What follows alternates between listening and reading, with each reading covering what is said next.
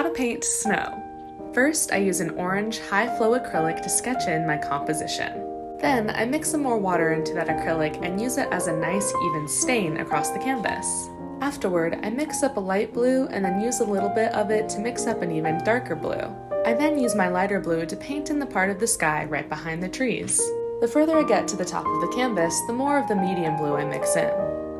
Afterwards, I mix up a nice dark brown and use it to fill in my tree shapes.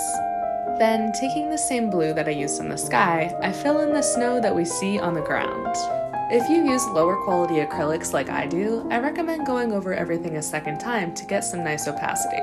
That should lead you to here. Next, mix up a medium blue, light blue, and off-white. Starting with your dark blue, paint in some of the shadows we see in those big chunks of snow sitting on each tree branch. The light in my reference image is coming from the left, so I paint most of my shadow shapes in on the right of the trees and towards the bottom of them. I then go in with my medium blue to paint in the lumps of snow sitting on the branches that are in the light. I add a bit of that color into the nearby branches to make sure we get a sense of light.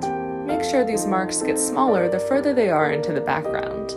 While that's drying, I go in with my darker blue to paint the shadow shapes being cast across the snowy path, giving us even more sense of light.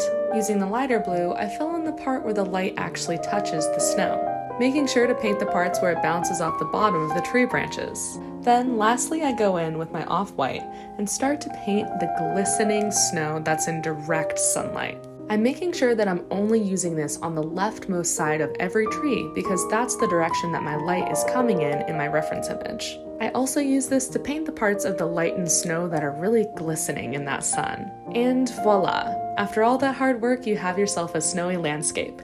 Thank you so much for watching, and feel free to go follow my Patreon for more.